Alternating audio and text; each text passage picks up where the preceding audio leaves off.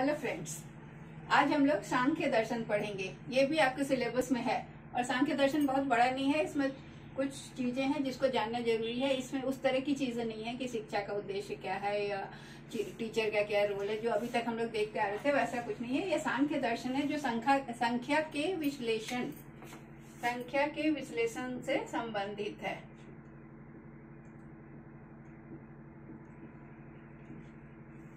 संख्या के विश्लेषण से संबंधित है और ये दर्शन यह मानता है कि सृष्टि जो है, ये जो संपूर्ण सृष्टि है, ये भगवान के द्वारा रचित नहीं है। ये सृष्टि को भगवान के द्वारा रचित नहीं मानता है। सृष्टि भगवान द्वारा रचित नहीं है। सबसे बड़ी बात है इसका मानना। ये क्या मानता है कि सृष्टि जो है वो विकासात्मक रूप से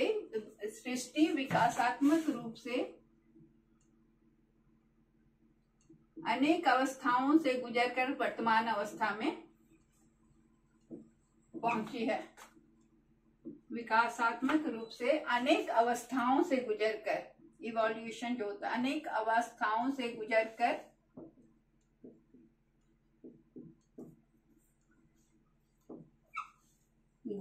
वर्तमान स्वरूप को प्राप्त की है। अभी जो सृष्टि है वो कई अवस्थाओं से गुजरी है, तब वर्तमान स्वरूप को प्राप्त की है।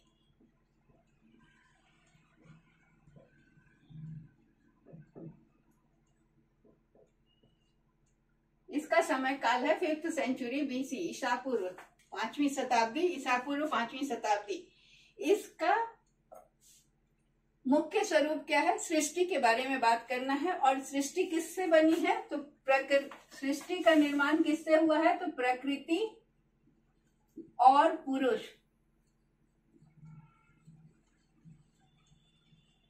प्रकृति और पुरुष के संयोग से सृष्टि का निर्माण हुआ है। ये सांख्य दर्शन मानता है, जिसमें प्रकृति क्या है? जड़ है और पुरुष चेतन है। ये सारे शब्द आपको याद रखने होंगे। तो ये प्रकृति क्या है? कारणवाद। जगत, प्रकृति कारणवाद को बतलाता है और जगत की विषमता को बतलाता है, जो कि किस तरह से होता है। जगत की विषमता, प्रकृति के 3 तत्व माने गए हैं, जिसको हम आगे पढ़ेंगे। तो वो तीनों तत्वों में जगत की विषमता का अध्ययन का मतलब ये हुआ, वो 3 तत्व जो हैं, पहले थोड़ा सा उनका इंट्रोडक्शन देना जरूरी है। वो 3 तत्व हैं सत्व, रज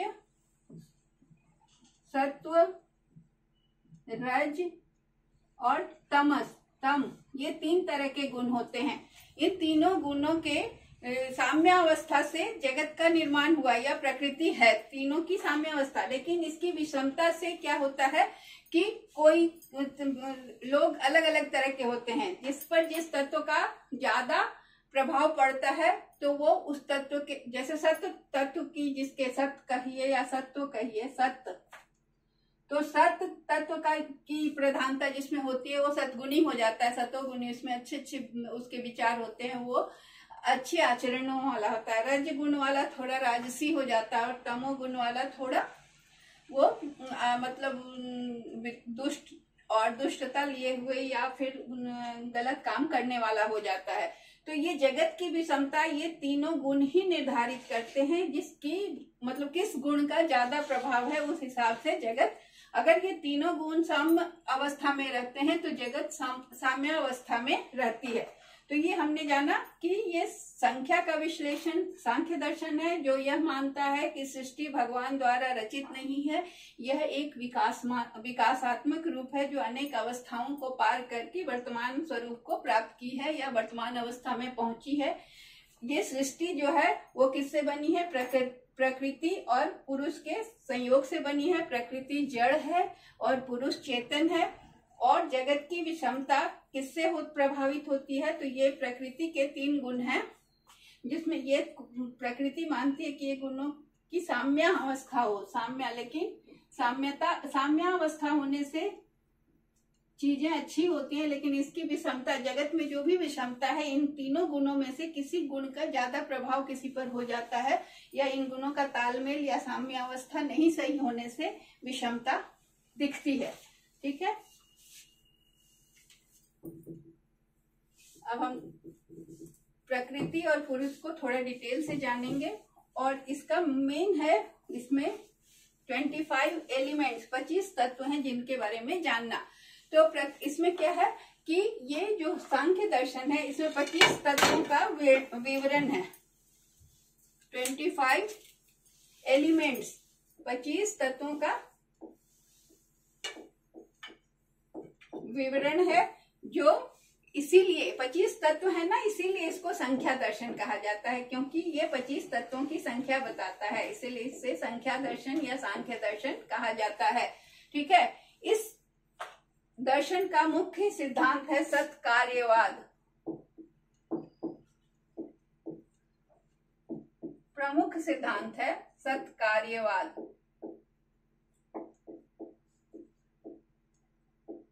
इसके पहले ये बता दें कि इस दर्शन को देने वाले जो थे वो, उनका नाम था कपिल मुनि। कपिल मुनि ने सांख्य दर्शन का दर्शन दिया था। तो ये कपिल मुनि का दिया हुआ है, और ये अद्वैतवाद और अद्वैत वेदांत से एकदम विपरीत है। यह अद्वैत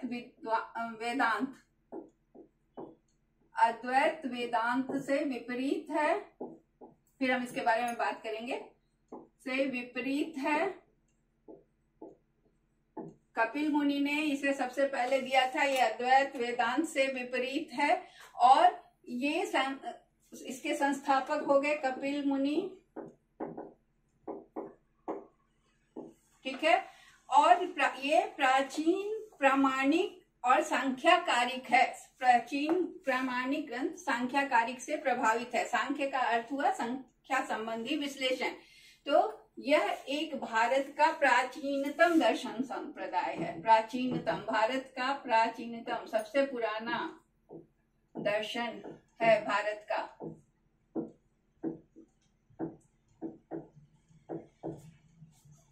ठीक है, तो सांख्य दर्शन, अभी हम इस सत्कार्यवाद पर पहुंचते हैं, इसके पहले थोड़ी सी बातें और जान लें कि सांख्य दर्शन जो है वो प्रकृति को गुणों की साम्यावस्था मानता है। प्रकृति जिसे हमने बताया कि वो जड़ है, उसमें गुणों की साम्यावस्था है। कौन कौन से गुण हैं? सत, तम और रज। ठीक है, ये 3 गुण हैं। तो ये प्रकृति जो है सत तम गुण का साम्य अवस्था है, और सांख्य का अर्थ है संख्या का सम्यक ज्ञान। यह सैद्धांतिक सिद्धांत है। पूरा सिद्धांत जो है ये सैद्धांतिक है। तो इसमें हमने कहा कि इसमें 25 तत्व हैं, 25 एलिमेंट, 25 तत्व हैं, इसीलिए इसे इतने संख्या है, इसलिए संख्या दर्शन कहते हैं। इसका प्रमुख सिद्धांत था, हमने बताया, सत्कार्यवाद।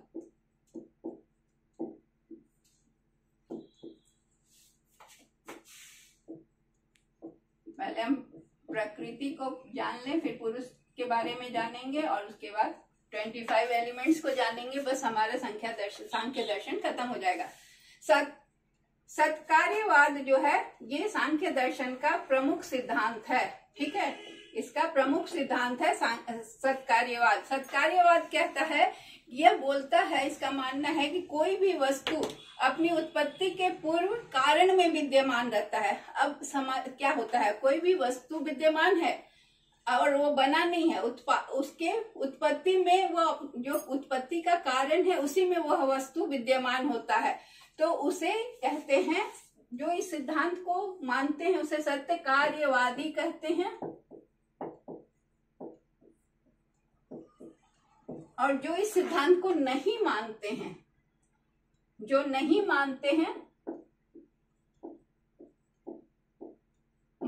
वो क्या कहलाते हैं? असत्कार्यवादी। ठीक है, तो अब हम समझ रहे हैं कि सत्कार्यवाद जो बता रहा है कि वो क्या बोलते हैं कि सत्कार्यवादी इस सिद्धांत को मानते हैं जो कि कोई भी कारण है जो वह उत्पत्ति के पूर्व अपने कारण में विद्यमान होता है। जैसे तेल निकल रहा है, तेल सरसों से निकल रहा है, तिल से निकल रहा है जो तेल, तो वो तिल में या सरसों में उत्पत्ति के पूर्व से विद्यमान है, क्योंकि तेल हम बालू से नहीं निकाल सकते हैं। तेल हम किससे निकालते हैं? जिसमें तेल विद्यमान है। दही किससे बनता है? तो दही दूध में अव्यक्त रूप से रहता है, तभी दूध से दही बन जाता है। धागा से कपड़ा बनता है, तो धागा क्या है? कपड़ा धागा में ही रहता है। तो ये चीज हुआ सत्कार्यवाद, जो क्या बताता है कि उत्पत्ति से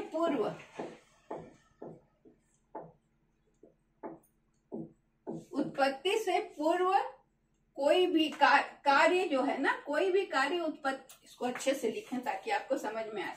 यहाँ पर सत्कार्यवाद को कहते हैं कि कार्य जो है उत्पत्ति से पूर्व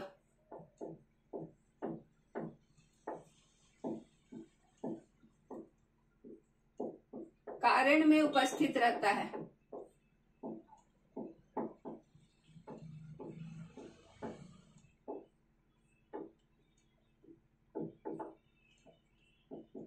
जैसे सरसों या तिल, किसी चीज में जो तेल मौजूद होता है, तिल में तेल, तो क्या है कि वो उत्पत्ति से, कार्य जो है उत्पत्ति के पूर्व कारण में उपस्थित है। तो उत्पत्ति होता है तेल, जो कि कारण उत्पत्ति से पूर्व किसमें विद्यमान है? तो तिल में विद्यमान है। ठीक है, क्लियर है? बालू से तो तेल नहीं निकल सकता है, तो प्रत्येक वस्तु की उत्पत्ति जो है वो किसी विशेष वस्तु से होती है और वह उसी वस्तु में निहित होता है। तो जो इसको मानता है, इसको, इस सिद्धांत को मानता है, उसे सत्कार्यवादी कहते हैं, और जो नहीं मानता है उसको असत्कार्यवादी कहते हैं। ठीक है, तो सत्कार्यवाद जो है वो दो तरह का होता है। सत्कार्यवाद दो तरह का होता है। अब इसको हम लोग समझें। एक होता है परिणामवाद, बिल्कुल ये भी दर्शन है, इसलिए थोड़ा ध्यान से सुन लेंगे ना तो इसका आइडिया हो जाने से इसके आंसर आप कर पाएंगे। ये परिणामवाद क्या है या विवर्तवाद क्या है, इस तरह का क्वेश्चन आ सकता है। या सत्कार्यवादी क्या होते हैं, या उदाहरण देके भी पूछ सकता है कि तिल में तेल होना ये सत्कार्यवाद का उदाहरण है या क्या। लेकिन बालू में तेल नहीं होता है, ठीक है, तो बालू से तेल नहीं निकलता है। तो परिणामवाद जो होता है, जो परिणाम पर, तो ये वास्तविक रूप में कार्य करता है। कारण जो है ना, यहाँ कारण जो है वास्तविक रूप से कार्य में निहित होता है। कार्य कारण वास्तविक रूप में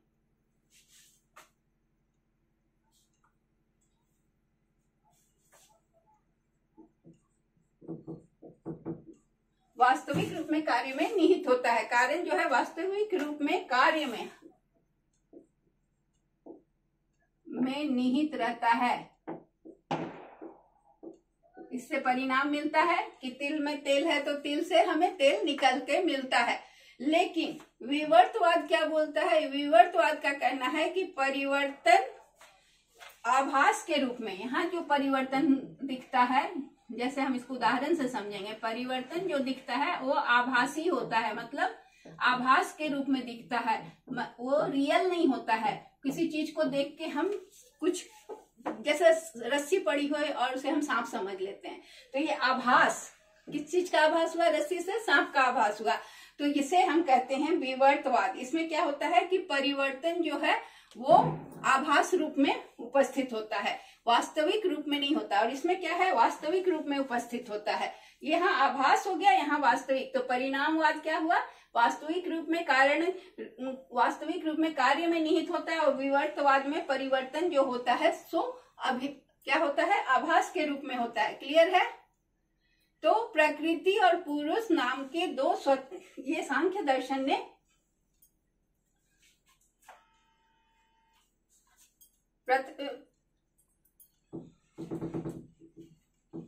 सांख्य दर्शन का तो ये हो गया कि हम दो चीज को स्वीकारा है, प्रकृति और पुरुष। प्रकृति में हमने देखा कि 3 तरह के गुण हैं, और सत्कार्यवाद और असत्कार्यवादी हमने समझा।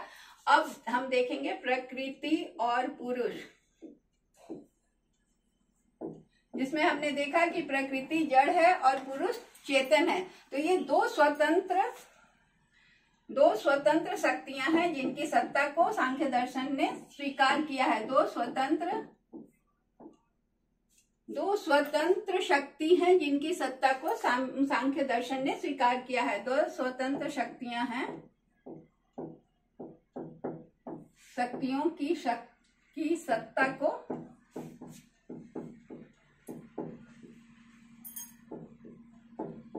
सांख्यवाद ने स्वीकारा है। ठीक है, तो ये पहला ये हुआ, दूसरा ये। ठीक है, तो ये जो जिनके योग से सृष्टि होता है, इन दोनों के योग से सृष्टि होता है। सृष्टि कैसे होती है? सृष्टि होती है प्रकृति और पुरुष के संयोग से या योग से। और सांख्य दर्शन क्या है? सांख्य दर्शन इसी चीज का जिक्र करता है, इसी चीज का वर्णन करता है। सांख्य सूत्र के रचयिता कौन थे?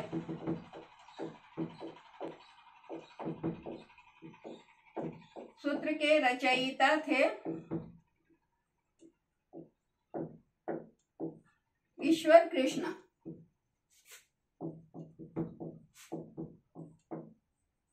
और संस्थापक हमने बताया था, संस्थापक थे कपिल मुनि। ये सब क्वेश्चन आ सकता है। ठीक है, और कौन कौन सृष्टि करता है, किसके योग से सृष्टि होता है? तो प्रकृति और पुरुष से के योग से सृष्टि होती है। ठीक है, उसके बाद है कि प्रकृति सृष्टि का आदि कारण और प्रधान कारण है। और यह प्रकृति सृष्टि का आदि और प्रधान कारण है, प्रधान कारण है। और ये मूल स्रोत भी है। प्रधान कारण और सृष्टि का मूल स्रोत है प्रकृति। ठीक है, तो ये तीन गुण इसके साथ है, सत और तीन गुण रज और तम। ठीक है, तो अब हम तीनों गुणों को समझते हैं, सत रज और तम। ये समझ में आ गया। दो शक्तियों की स्वतंत्र सत्ता को माना है, प्रकृति और पुरुष। और पुरुष, इसके बाद क्या है कि प्रकृति जो है वो आदि है, सब पुरानी है और प्रधान कारण है इस सृष्टि की। और ये अव्यक्त, प्रधान और अव्यक्त है। ये प्रधान भी है, अव्यक्त है और नित्य है। नित्य मतलब हमेशा, नित्य मतलब हमेशा रहती है प्रकृति। ठीक है, अब हमें देखना है कि ये जो प्रकृति, ये तीनों पर प्रकृति आश्रित नहीं होती है। प्रकृति के तीनों तत्व हैं, लेकिन प्रकृति सत रज तम पर आश्रित नहीं होती है। ये तीनों तत्व जो है ये पुरुष को तीन रस्सियों की तरह बांधते हैं। सत रज तम ये जो गुण है ये पुरुष को तीन रस्सियों की तरह बांधते हैं। अब हम देखें कि ये तीनों गुण हैं क्या। ठीक है, यहाँ तक हो गया। अब हम ये तीनों सत रज और तम गुणों की चर्चा करेंगे। तो सतगुण जो है वो क्या है? ये प्रकाश है, प्रसन्नता है। ये प्रकाश है, प्रसन्नता है, मतलब ये पॉजिटिव है। ठीक है, प्रकाश है, प्रसन्नता है। अगर इसका रंग पूछा जाए तो ये शुक्ल है। शुक्ल मतलब सफेद, इसका कलर सफेद है, शुभ्र है, शुक्ल है। ठीक है, तो ये प्रकाश और प्रसन्नता शुक्ल है। और रज जो है, रज है वो उसका कलर रक्त की तरह है, लाल है, रक्त। और ये क्या है? क्रियाशीलता है।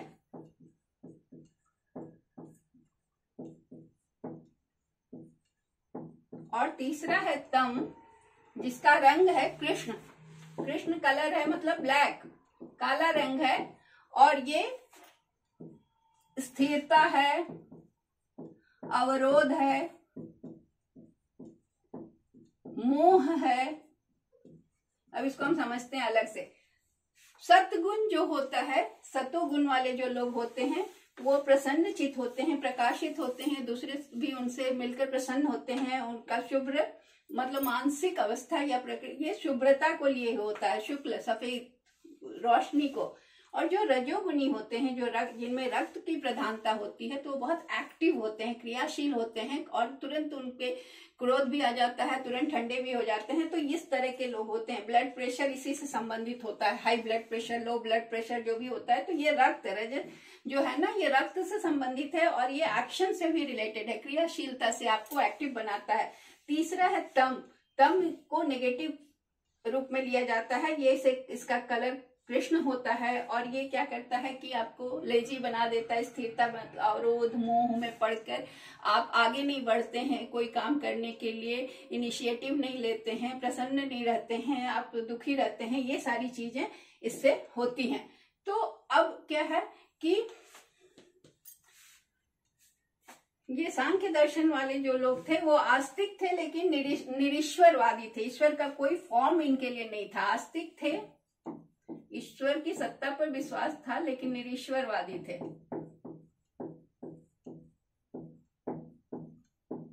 ठीक है। और ये अब 3 तरह का दुख माना गया है। तो ये उस समय 3 तरह के दुख भी माने गए हैं। जो दुख क्या क्या है? अधिदैविक दुख, 3 तरह के आधिदैविक, एक एक करके फिर हम समझेंगे। आधिदैविक, आधिभौतिक।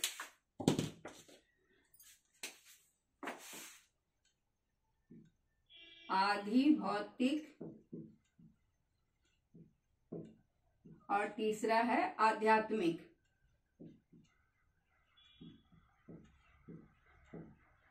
ठीक है, ये 3 तरह के दुख हैं। तो आधिदैविक दुख क्या होता है? आधिदैविक दुख जो होता है वो दैविक प्रकोप मानिए या देवता की वजह से, जिसमें कि क्या होता है, ये अलौकिक कारणों से उत्पन्न होता है। अलौकिक कारण, जैसे ग्रह की पीड़ा, अलौकिक कारण से उत्पन्न, जिसमें मैन का कोई कंट्रोल नहीं होता। जैसे ग्रह पीड़ा, कहते हैं ना शनि का दशा है और ये है, ये सब जो होता है ये आधिदैविक होता है। फिर आधि भौतिक जो है वो क्या है? भौतिक पदार्थों के द्वारा उत्पन्न दुख होता है मनुष्य का। भौतिक पदार्थों के द्वारा उत्पन्न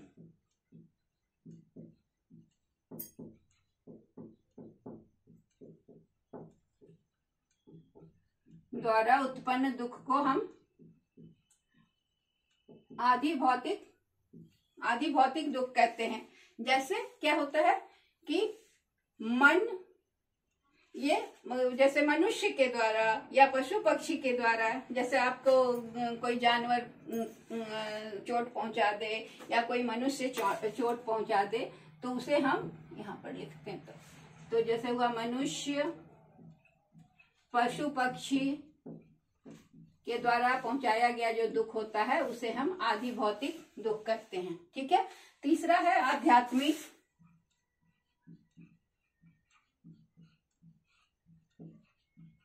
आध्यात्मिक दुख कहाँ से होता है? तो आध्यात्मिक दुख कैसे होता है?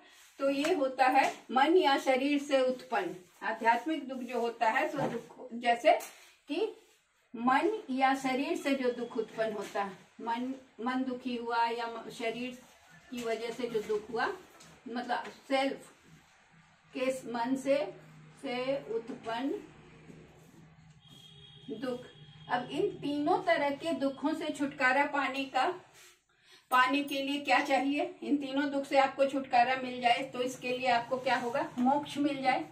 मोक्ष मिले मतलब मोक्ष का क्या मतलब हुआ कि इस जन्म मरण के बंधन से आप मुक्त हो जाएं। नहीं तो जब भी आप बार बार किसी भी योनि में जन्म लेंगे तो आपको ये तीनों दुख झेलने पड़ेंगे। तो इस दुख से बचने का उपाय है मोक्ष। ठीक है। अब सांख्य दर्शन में क्या है कि पुरुष जो है वो, प्रकृति क्या है? प्रकृति दोनों तरह की है, व्यक्त भी है और अव्यक्त भी है। व्यक्त और अव्यक्त दोनों होती है, मतलब दिखती भी है और अव्यक्त भी है। जैसे तिल दिख रहा है, उसमें अव्यक्त क्या है? तेल। तो प्रकृति व्यक्त भी है और अव्यक्त भी है। और पुरुष क्या है? पुरुष है ज्ञेय मतलब पुरुष जो है वो सब कुछ उसके बारे में जानकारी होती है, वो कुछ अव्यक्त टाइप का चीज उसमें नहीं होता है, उसको जानना होता है। और उसके बाद सांख्य दर्शन के 4 प्रमाण हैं। ठीक है, ये हुआ। अब सांख्य दर्शन के प्रमाण, ये सारे क्वेश्चन आते हैं। सांख्य दर्शन के 4 प्रमाण हैं। इस पे क्वेश्चन आया हुआ है। तो प्रमाण क्या है? प्रमाण जिससे सच्चाई का ज्ञान हो। प्रमाण क्या होता है? जिससे सच्चाई का ज्ञान हो। हम प्रमाण देते हैं ना अपनी सच्चाई का, तो वही प्रमाण है, जिससे सच्चाई का ज्ञान हो। तो ये 4 प्रमाण क्या क्या हैं? तो पहला है प्रत्यक्ष, जिसे तुरंत दिखा दिया जाए। दूसरा है अनुमान, तीसरा है उपमान। उपमान मतलब जिससे उपमा देके बताया जा सके। तो उपमान मतलब कि जिसकी उपमा दी जाए, है ना। जैसे कि उपमा हम किस तरह का देते हैं, एक समझने के लिए कि किसी की खूबसूरती को हम चांद से उपमा देते हैं, चांद की उपमा देते हैं। तो इस तरह की चीज को उपमान कहते हैं। फिर चौथा है शब्द प्रमाण, शब्द के द्वारा प्रमाण देना। तो सांख्य दर्शन में 4 तरह के प्रमाण हैं, एक प्रत्यक्ष, एक अनुमान, एक उपमान और एक शब्द प्रमाण। ठीक है। अब इसके बाद हम देखेंगे कि प्रकृति एक है।